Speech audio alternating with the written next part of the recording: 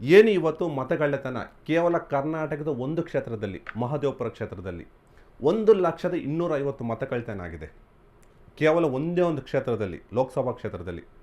ಇದೇ ಥರ ಇಡೀ ದೇಶದಾದ್ಯಂತ ಇದನ್ನೇನಾದರೂ ತನಿಖೆ ಮಾಡಿದ್ರೆ ಈಗಿರೋ ಪ್ರಧಾನಮಂತ್ರಿಯಿಂದ ಹಿಡಿದು, ಈಗಿರೋ ಗೃಹ ಮಂತ್ರಿಯಿಂದ ಹಿಡಿದು, ಈಗಿರೋ ಚುನಾವಣಾ ಆಯೋಗ ಪ್ರತಿಯೊಬ್ಬರಿಗೂ ಜೈಲೂಟ ಫಿಕ್ಸ್ ಆಗಿದೆ.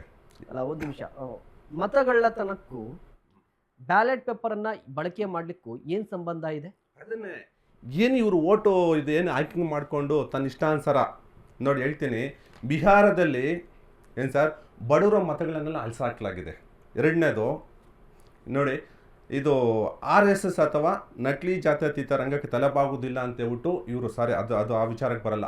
ವಾರಣಾಸಿಯಲ್ಲಿ ಒಂದು ನಿಮಿಷ ವಾರಣಾಸಿಯಲ್ಲಿ ಅವಿವಾಹ ಸಂತತಿನಿಗೆ ಮತದಾರರ ಪಟ್ಟಿ, ಅವ್ನಿಗೆ 69 ಜನ ಮಕ್ಕಳಂತೆ ಅವಿವಾಹತನಿಗೆ ವಾರಣಾಸಿಯಲ್ಲಿ.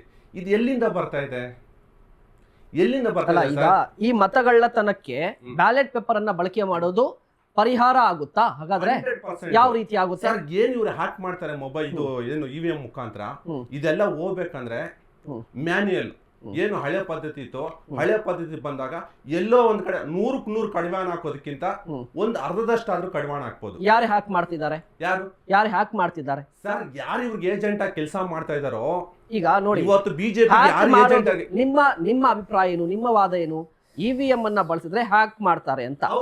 ಹಾಗಾದ್ರೆ ಚುನಾವಣಾ ಆಯೋಗ ಈಗಾಗಲೇ ಒಂದು ಸ್ಪಷ್ಟೀಕರಣ ಕೊಟ್ಟಿದೆ. ಸುಪ್ರೀಂ ಕೋರ್ಟ್ ಅಲ್ಲಿ ಚುನಾವಣಾ ಆಯೋಗ EVM ಮಿಷನ್ ಅನ್ನ ಮುಂದೆ ಇಟ್ಟು ಇದನ್ನ ಹ್ಯಾಕ್ ಮಾಡಿ ತೋರಿಸಿ ಅಂತ ಒಂದು ಚಾಲೆಂಜ್ ಅನ್ನ ಹಾಕಿತ್ತು. ಖಂಡಿತ ಆಮ್ ಆದ್ಮಿ ಪಕ್ಷದವರು ಕೂಡ ಇದರಲ್ಲಿ ಭಾಗಿಯಾಗಬೇಕಿತ್ತು.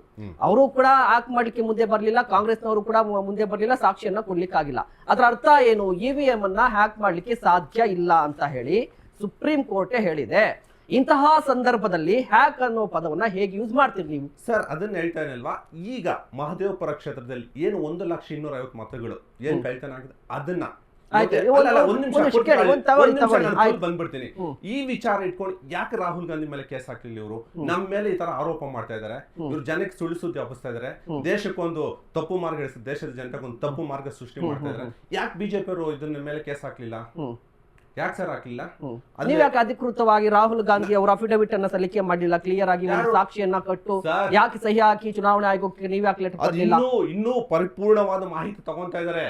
ಕೇವಲ ಮಹದೇವಪುರ ಕ್ಷೇತ್ರ ಅಷ್ಟೇ ಅಲ್ಲ, ಉಳಿದಿರೋ ಕ್ಷೇತ್ರಗಳದ್ದು ತಗೊಂತಾ ಇದಾರೆ.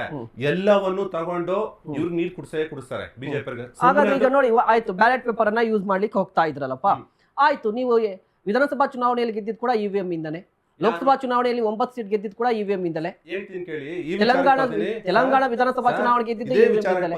ಸಮೀಕ್ಷೆಗಳಲ್ಲಿ 19 ಸೀಟ್ ತೋರಿಸ್ತಾ ಇತ್ತು ಲೋಕಸಭಾ ಚುನಾವಣೆ ಸಂದರ್ಭದಲ್ಲಿ. ಯಾಕೆ 9 ಸೀಟ್ ಬಂತು? ಅದು ಸಮೀಕ್ಷೆಗಳು ಸುಳ್ಳ? ಏನ್ ಸರ್, ಸಮೀಕ್ಷೆಗಳು ಯಾರು ಎಲ್ಲಾ ಸಮೀಕ್ಷೆಗಳು ಎಲ್ಲವೂ ಕೂಡ ನಿಜ ಆಗಿದ್ಯಾ? ದೇಶದಲ್ಲಿ ಬಂದಿರುವಂತ ಎಲ್ಲಾ ಸಮೀಕ್ಷೆಗಳು ನಿಜ ಆಗಿದ್ಯಾ? ಅದಕ್ಕರ್ಧನ 1-2 ಸೀಟ್ ಹೆಚ್ಚು ಕಮ್ಮಿ. ಅಂದ್ರೆ ನಿಮ್ಮ ಅನುಕೂಲಕ್ಕೆ ಅಥವಾ ನಿಮಗೆ ಅನುಕೂಲವಾಗುವ ರೀತಿಯಲ್ಲಿ ಚುನಾವಣೆ ಫಲಿತಾಂಶ ಬಂದಿಲ್ಲ ಅನ್ನೋ ಕಾರಣಕ್ಕಾಗಿ ನಿಮ್ಮ ವಿರೋಧನ? ಏನ್ ಇವತ್ತು ದೇಶದಲ್ಲಿ ವ್ಯಾಪಕವಾಗಿ ವಿರೋಧ ನಡೀತಾ ಇದೆ ಈ ಬಿಜೆಪಿ ವಿರುದ್ಧ, ಮತಗಳ್ಳತನದ ವಿರುದ್ಧ.